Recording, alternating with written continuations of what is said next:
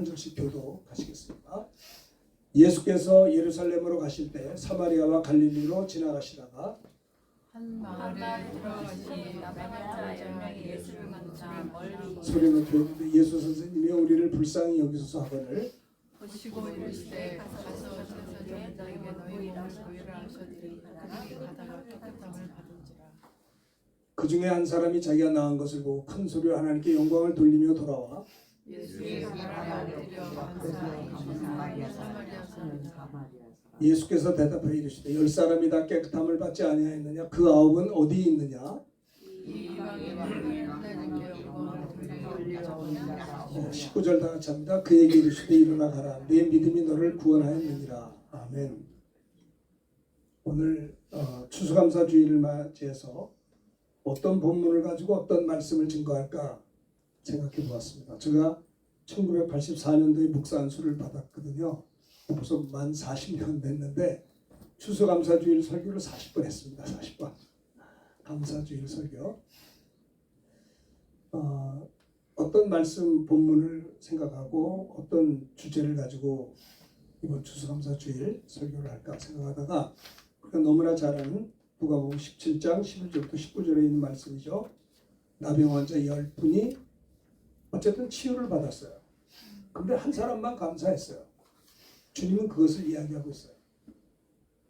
어떻게 10사람을 한꺼번에 고치시고 한 사람만 감사할 때 그래도 축복했잖아요.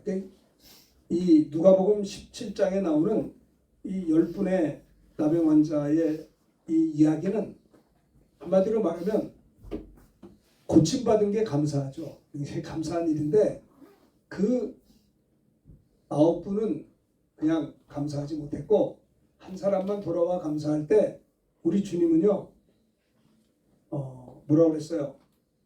9은 어디 갔느냐? 섭섭한 마음을 가지셨던 것 같아요.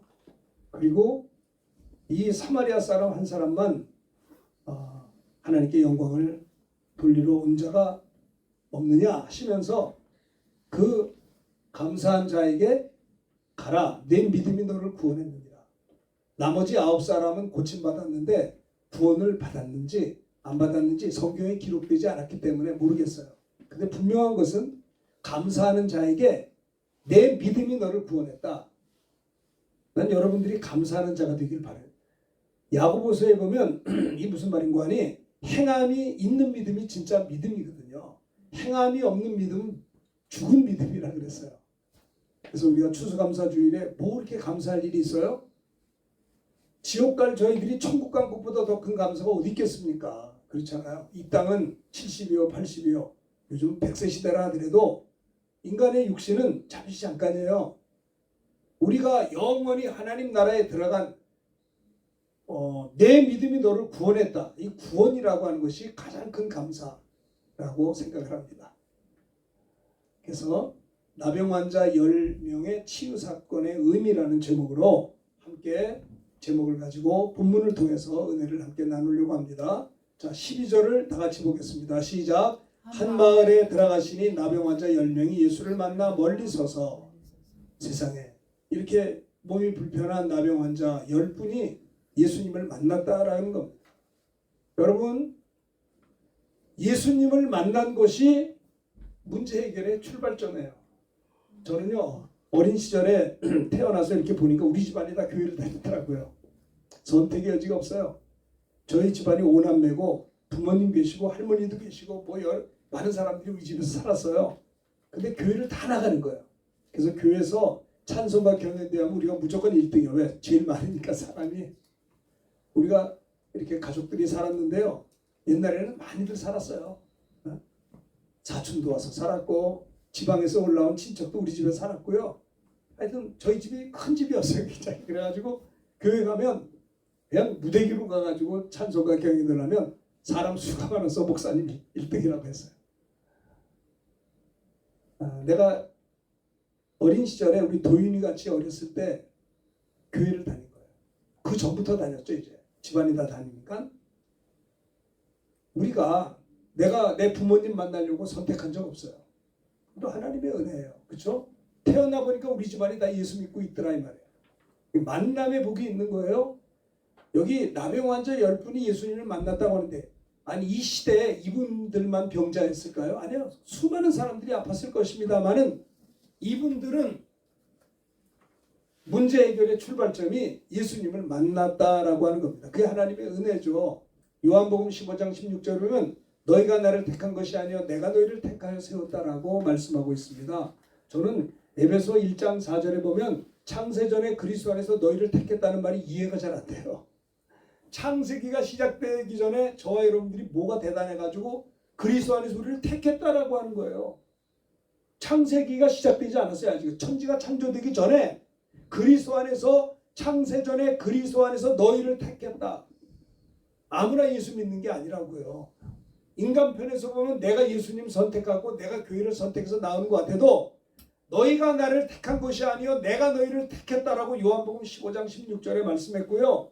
사울은 계속 곁길로 갔지만은 다메섹에서 자기가 주님을 찾은 게 아니라 부활의 주님이 사울을 불쌍히 여겨서 사울아 사울아 찾아와 주셨다고요.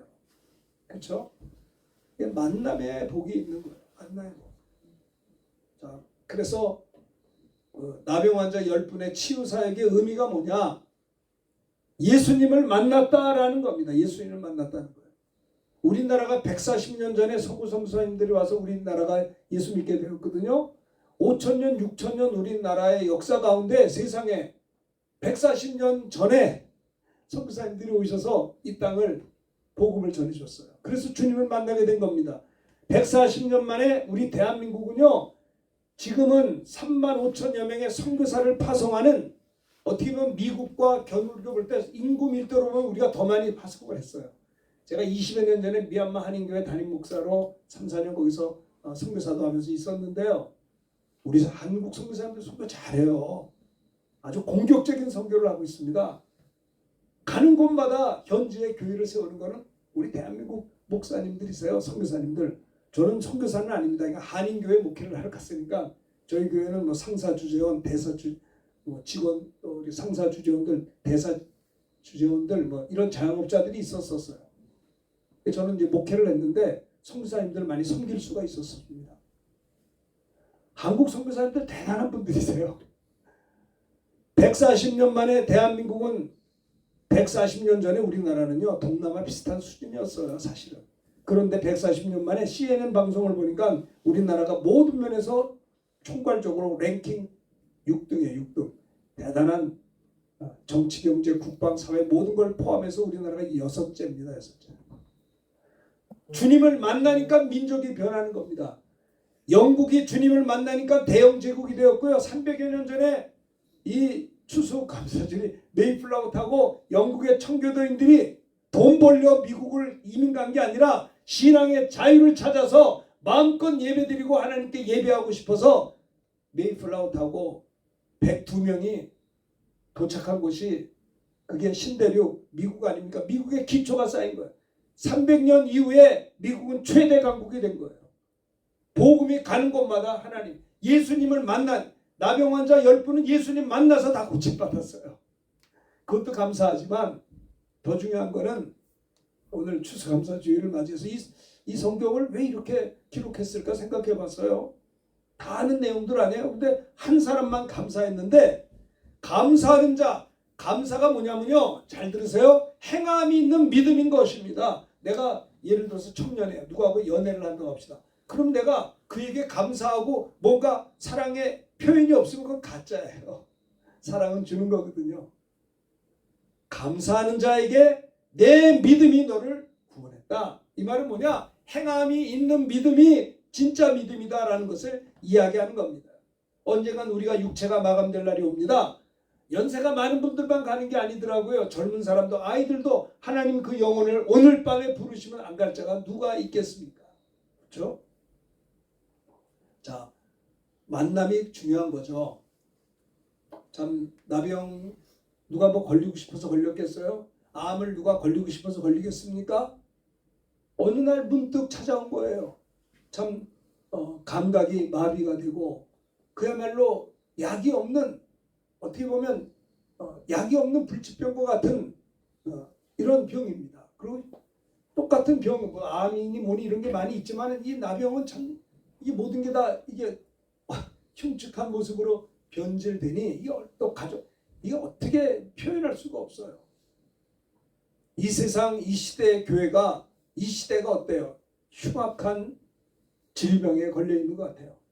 칼부림을 처음 본 사람한테 막 하고 차를 가지고 사람을 치워서 죽이고 세상에 지나가다가 말입니다. 폭행을 하고 마약을 막 뿌리고 이 정말 흉측한 질병에 걸려 있는 시대의 모습을 볼 수가 있는 것입니다.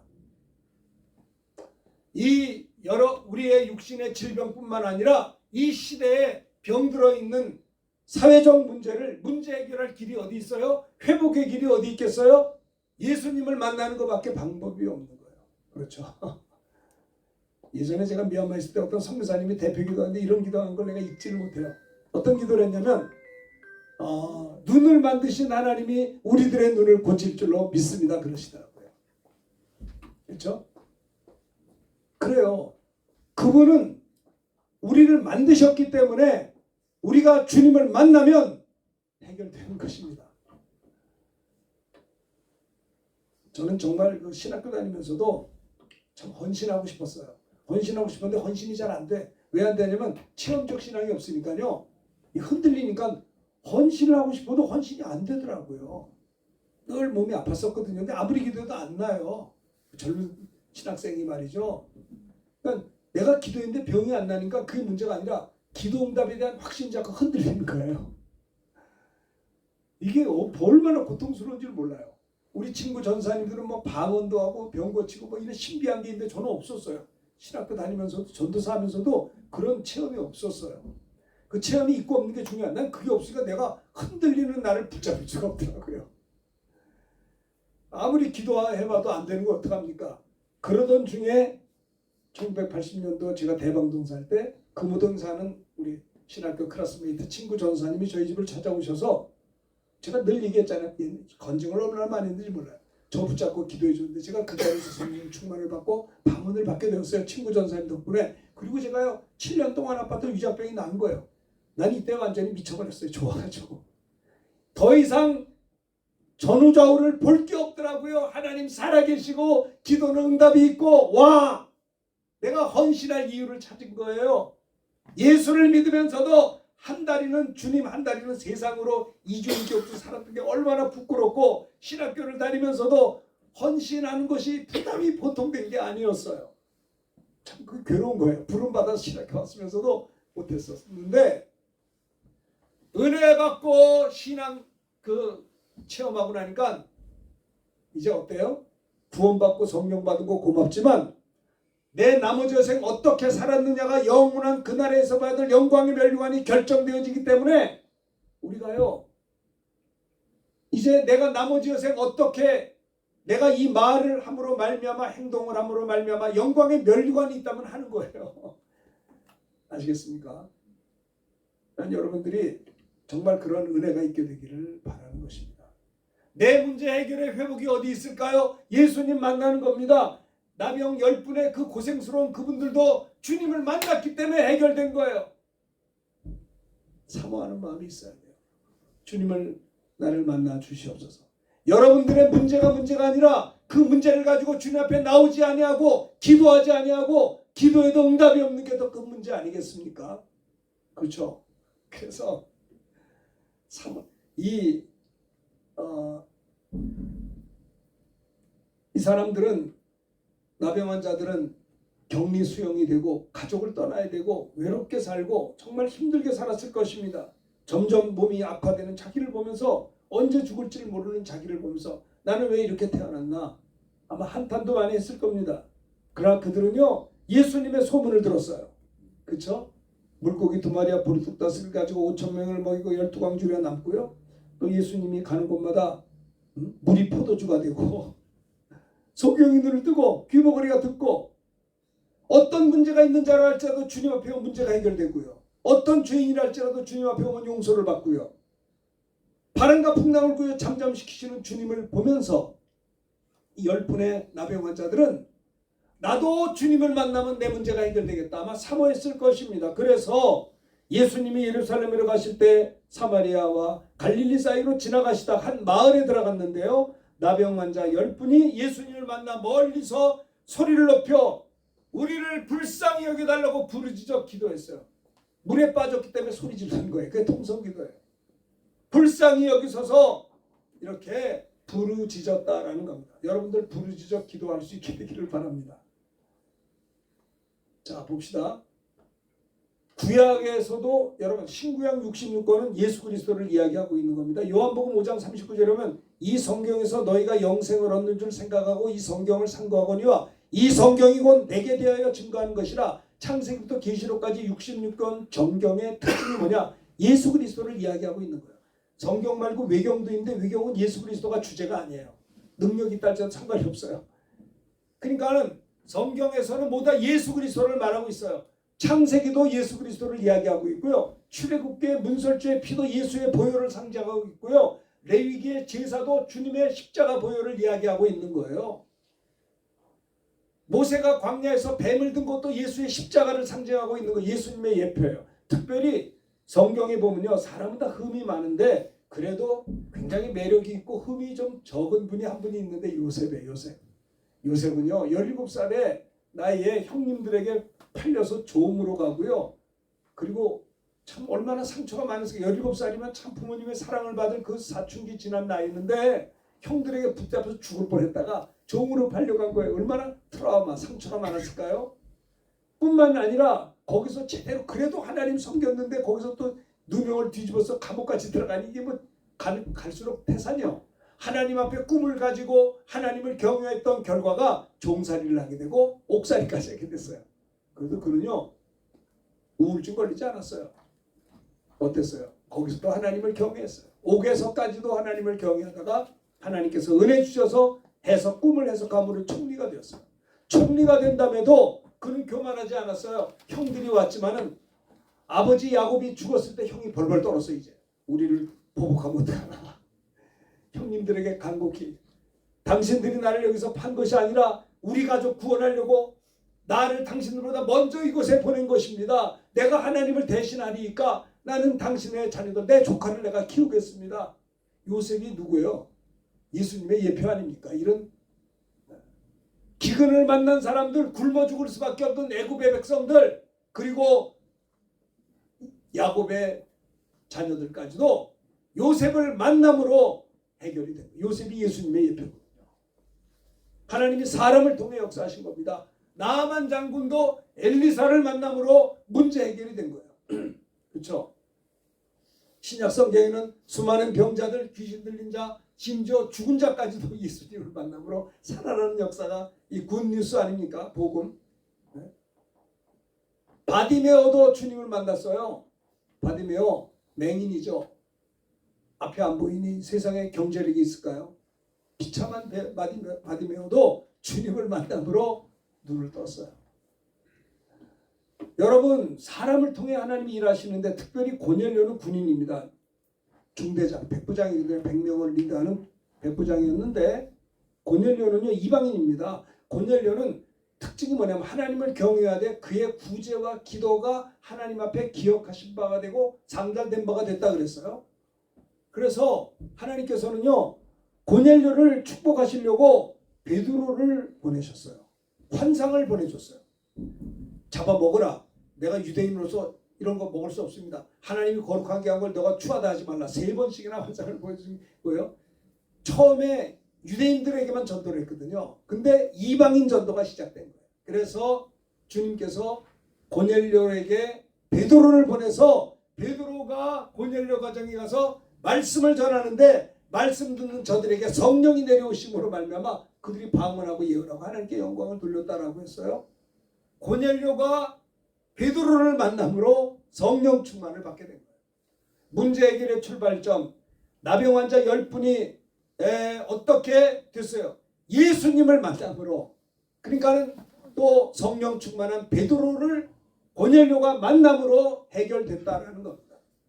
140년 전에 하나님께서 서구 선교사들을 이 땅에 보내셔서 복음을 전하게 하셔서 우리나라 사람들이 복음을 듣다가 예수님을 믿고 예수님을 만나게 된 것입니다. 그래서 우리나라의 모든 문제가 하나씩 해결됐잖아요. 그렇죠? 우리나라가 140년 전에 여자들 이름도 없었대요. 아무개 엄마가 이름이에요. 여자들은 공부 하나도 안 시켰대요. 그런데 선교사들이 와서 고등학교, 대학교, 여대를 만들고 여고를 만들고 함께 공부를 시키고 인물을 키운 거예요. 복음이 들어가는 곳마다 인권이 눌렸던 자들이 회복된다라는 겁니다. 사울도 다메섹에서 주님을 만나서 충격 속에 3일간을 식음을 전폐했는데 하나님이 놔두지 않고 아나니아야 사울에게 가서 기도 좀 해줘. 그랬더니 아나니아가 주님에게 이런 말 했어요. 말씀을 드리기를 주님 저 사울이라고 하는 청년이 얼마나 교회를 핍박하고 했는데 내가 왜 갑니까? 그랬더니 주님이 아나니아를 향해서 그런 소리 하지 말라. 저 사울은 이방 사람들을 구원하려고 택한 나의 그릇이다 라고 했어요.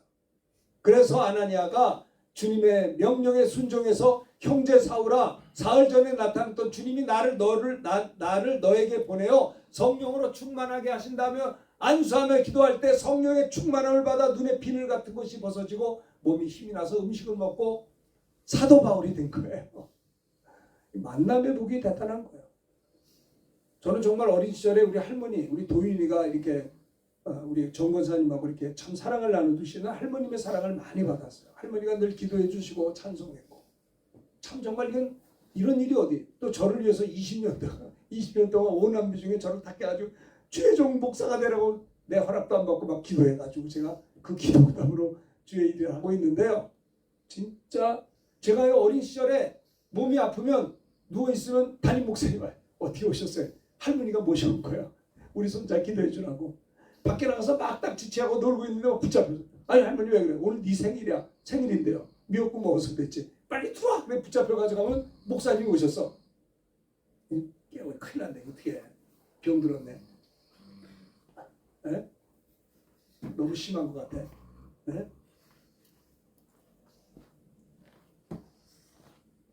아주 연타석으로 그래. 자.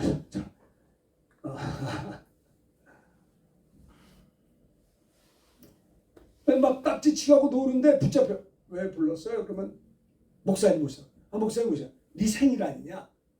예배 드리잖아. 그래? 나는 어려서 예배만 드렸던 것 같아요. 예배 드리고 오남매가 그렇게 자랐어요. 만남으로 학창 시절엔 전도사님 잘 만나서 은혜 충만 받게 되고 그 나를 키워줬던 전도사님이 작년에 제가 영국 집회 갈 때 같이 갔었어요. 우리 고등부 때 전도사님이세요. 그분이 우리 학생들을 얼마나 사랑하고 기도해주고 키워줬는지. 이게 만남의 복이에요. 나병 환자 10사람이 어쩔 수 없는 기가 막힌 상황이지만 주님을 만난 것이 문제 해결의 포인트였다는 것을 우리는 기억해야 합니다. 우리 도윤이가 유학을 가서도 좋은 믿음의 사람들을 많이 만나고 좋은 목사님 만나고 만나야 성장을 이상한 애들 만나면 이상해지는 거예요. 방법이 없어요. 만남의 복인 거예요. 나는 신학교 때 우리 친구 전사님들 너무 훌륭한 친구들을 많이 만났어요. 전도사 때 담임 목사님을 잘 만나서 양육을 잘 받을 수가 있었어요. 나병 환자 10명이 어떻게 치유받았느냐? 사모했어요. 내가 주님을 만나면 내 문제 해결될 것이다. 기다리다가 드디어 자기 동네에 지나간다는 소리를 듣고 10사람이 모여서 예수 선생이여 우리를 불쌍히 여기소서 부르짖어 기도하다가 해결된 거 아닙니까?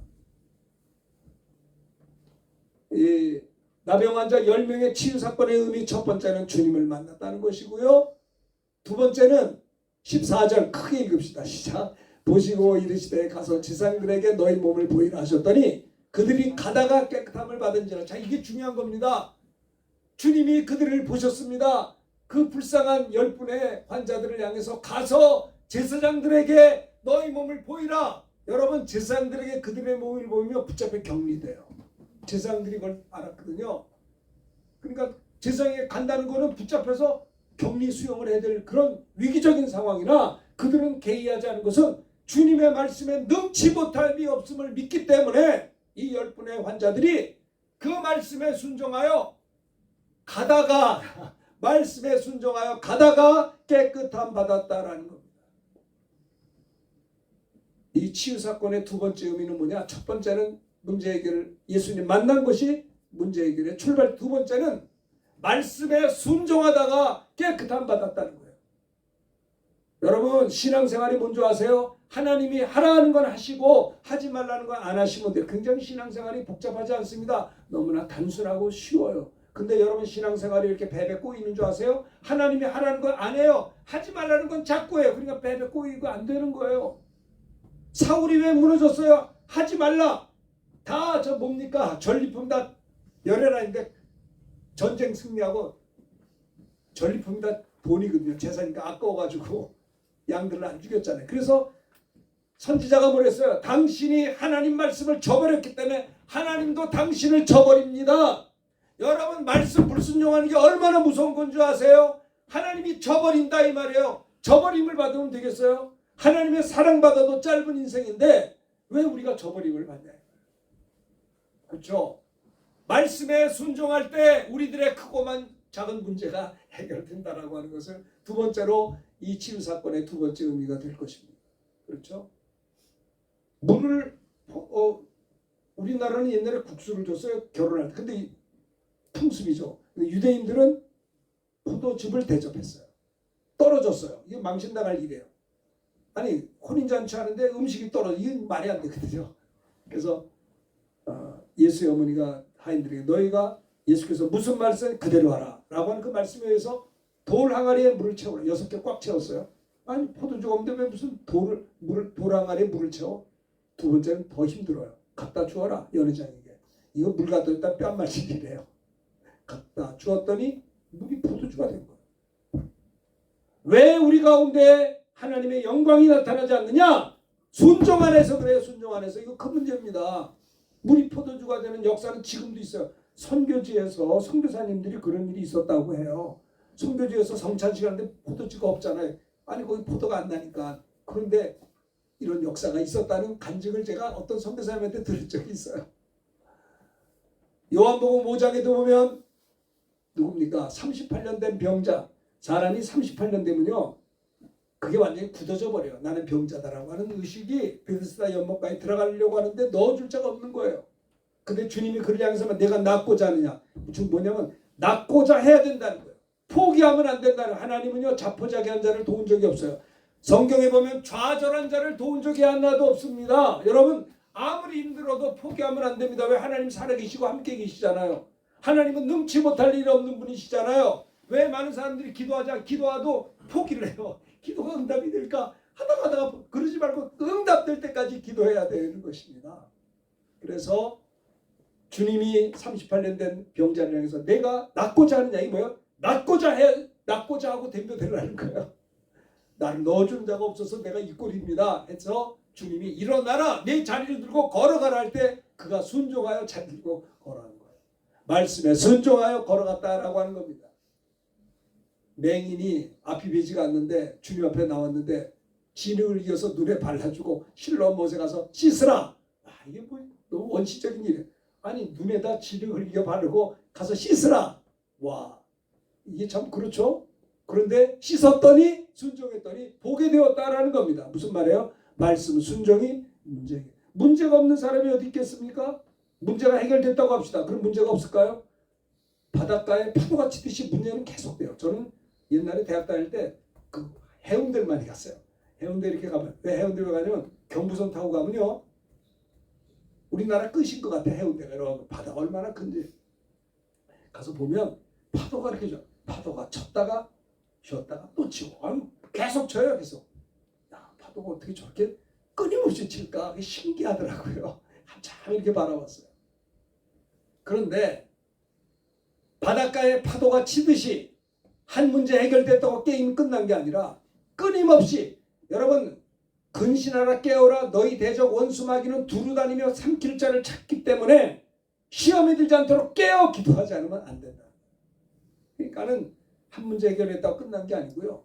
그 문제 해결은 문제가 계속 올 수 있으나 우린 그럴 때마다 계속 기도하고 말씀으로 승리해야 돼요. 말씀에 순종하는 것이 문제 해결의 첩경이 된다는 것을 두 번째로 이야기할 수 있는 것이죠.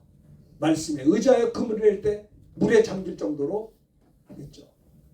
이스라엘의 모든 문제는 뭔지 아세요? 사사시대 자기 소견대로 옳은 대로 행했기 때문에 하나님 말씀에 관심이 없어요. 그래서 문제가 생긴 거예요. 나라가 망가져버린 거예요. 사사시대. 그래서 왕정시대로 바뀌었잖아요. 사울시대도 마찬가지예요. 그러나 다윗은 문제가 생길 때마다 하나님 앞에 기도했어요. 그리고 하나님이 명령한 대로 다윗은 승리하게 된 것을 우리는 볼 수가 있는 것입니다. 솔로몬도 말씀에 순종할 때는 형통했는데 노년에 말씀에 불순종해서 이방 결혼하다가 비극이 생긴 걸 볼 수가 있어요. 솔로몬이라 할지라도 순종할 때는 기가 막힌 왕이었는데 노년에 말씀에 불순종해서 이방 결혼 이럴 때 나라가 두 쪽 났잖아요. 솔로몬 이후에 분열 왕국이 시작됐다고. 이게 하나님의 징계 아닙니까? 아브라함도 왜 믿음이 갈 바를 알지 못하나? 본토 친정 아비 집을 떠나라 순종했어요. 갈 바를 알지 말이 안 되죠. 또 내 독자 이삭을 바치라. 와, 백세 받은 아들인데 그러나 순종할 때 야 참아라 그러지 말고 뒤를 돌아봐. 수양이 있다. 말씀에 순종할 때 여호와의 이레의 복을 받게 되고요. 믿음의 조상이 되고 복의 근원이 된 것을 볼 수가 있는 것입니다. 에베소 2장 2절에 보면 공중의 권세 잡은 자 불순종의 아들들 가운데 역사하는 영이 마귀요. 마귀는 우리를 불순종하게 한다 이 말이에요. 네? 사울도 불순종해서 폐위가 됐지 않습니까? 요한복음 14장 21절 나의 계명을 가지고 지키는 자라야 나를 사랑하는 자니 나를 사랑하는 자는 내 아버지께 사랑받을 것이요 나도 그를 사랑하여 그에게 나를 나타내리라고 요한복음 14장 21절에 말씀했거든요. 그 말씀에 순종하는 겁니다. 나병 환자 10명의 치유 사건의 첫 번째는 예수님을 만남이 문제 해결의 시작이고 두 번째는 뭐요? 말씀에 순종할 때 가다가 깨끗함 받았다는 거. 그 여러분 우리가 추수감사주의를 맞이해서 뭐를 결정? 하나님의 말씀이 명하면 나는 순종하겠다. 그것만 하시면 되겠어요. 그렇죠? 이겁니다. 열왕기서에도 보면 다윗 왕과 여로보암의 왕은 여로보암처럼 불순종해서 우상 다 무너졌고요. 참 많이 무너졌어요. 근데 다윗 왕처럼 하면 하나님께서 태평성대를 주셨던 것을 성경에 너무 반복되어 있어요. 자, 세 번째 얘기합시다. 자, 18절 19절인데요. 이 이방인 외에는 하나님께 영광을 돌린 자가 없느냐? 그에게 이르시되 일어나가라 내 믿음이 너를 구원하였느니라. 돌아와 감사한 사마리아는 구원을 받았다라는 겁니다. 예수님의 은혜에 감사할 때 행함이 있는 믿음일 때 구원이 있었다라는 거예요. 구원. 헬라어로 소조 구원이에요. 구원하다. 완전하게 하다. 고치다. 그런 뜻이에요. 살린다. 보존한다. 너를 구원했느니라. 구원이 있다는 겁니다. 하나님 말씀에 순종할 뿐만 아니라 받은 은혜 감사할 때 더 큰 은혜 주신 것을 볼 수가 있는 것입니다. 그렇죠? 여기 보면은 감사할 때 더 큰 은혜. 일어나 가라. 내 믿음이 너를 구원합니다. 성경의 법칙은 간단해요. 은혜를 받으라. 사모하라. 은혜 받으라. 두 번째 받은 은혜 감사하라. 세 번째 더 큰 은혜 주신다. 이게 하나님의 법이에요. 성경 66권은 모두 다 은혜를 사모하라. 은혜 받아야 된다. 두 번째 받은 은혜 감사해야 된다. 세 번째 받은 은혜 감사할 때 더 큰 은혜 주신다는 게 성경의 질서예요. 법이에요. 창세기부터 계시록까지 그 상황입니다. 이스라엘 백성들은 원망했어요. 원망하다 불뱀에게 물려 죽었던 것입니다. 여호수아 갈렙은 강하고 담대한 믿음으로 승리했어요. 자, 시편 50편 23절 다 같이 읽어봅시다. 시작. 감사로 제사를 드린 자가 나를 영화롭게 하나니 그 행위를 옳게 하는 자에게 내가 하나님의 구원을 보인다. 감사로 예배하는 자가 하나님을 영화롭게 하나니 그 행위를 옳게 하는 자에게 내가 하나님의 구원을 보인다. 요나서가 물고기 뱃속에서도요. 요나서 2장 9절에 보면 나는 감사하는 목소리. 뭐가 감사해? 뱃속에서 얼마나 힘들었는데. 그러나 하나님께 회개하고 나는 감사하는 목소리로 주께 제사를 드리면 나의 소원을 주께 갚겠나이다. 구원은 여호와께 속하였나이다 하니라. 여호와께서 감사하는 기도하는 회개하는 요나의 소리를 들으시고 물고기에게 말씀하시며 요나를 육지에 토했다. 요나서 2장의 말씀입니다. 감사하는 능력이에요. 능력. 청교도인들은 참 비참하게 100여 명이 대서양을 항해했어요. 그렇죠? 신대륙에 도착하고 목선을 탔어요. 난민 중에 그런 비참한 남 많이 죽었어요. 반은 죽었습니다. 오다가 탈북어민이나 못할 게 있겠어요. 참 이 추수감사절 메이플라워 멋있게 보이죠. 그 형편없는 그냥 목선이라고요. 그런데 그들이 주님을 만나고자 신앙의 자유를 찾고자 마음껏 예배를 드리고 싶어서 하나님의 영광을 위해서 그들은 그렇게 이민을 간 거예요. 신앙의 자유를 찾아서. 그리고 말씀에 순종했을 때 그들의 크고 작은 문제는 해결됐고 오늘의 미국의 기초를 이루게 된 것입니다. 어떤 상황에서든지 감사했어요. 많은 그 100여 가운데 반이 죽고 병들고 참 기가 막힌 상처가 있음에도 불구하고 감사 예배를 드렸다니까요. 그럴 때 하나님께서 그들에게 더 큰 축복과 은혜를 주신 것을 볼 수가 있는 것입니다. 아무쪼록 추수감사 주일을 맞이해서 우리가 주님을 만나게 늘 말씀을 통해서 기도하면서 사모하며 은혜를 사모하고 주님을 만날 뿐만 아니라 주께서 무슨 말씀하시는지 순종하여서 큰 은혜 받으시길 바라고요. 받은 은혜에 있어서는 반드시 감사하여 더 큰 은혜 받는 이런 감사절 한 주간이 되시기를 주님의 이름으로 축원합니다. 우리 말씀 들은 것을 생각하면서 429장 찬송하겠습니다. 찬송가 429장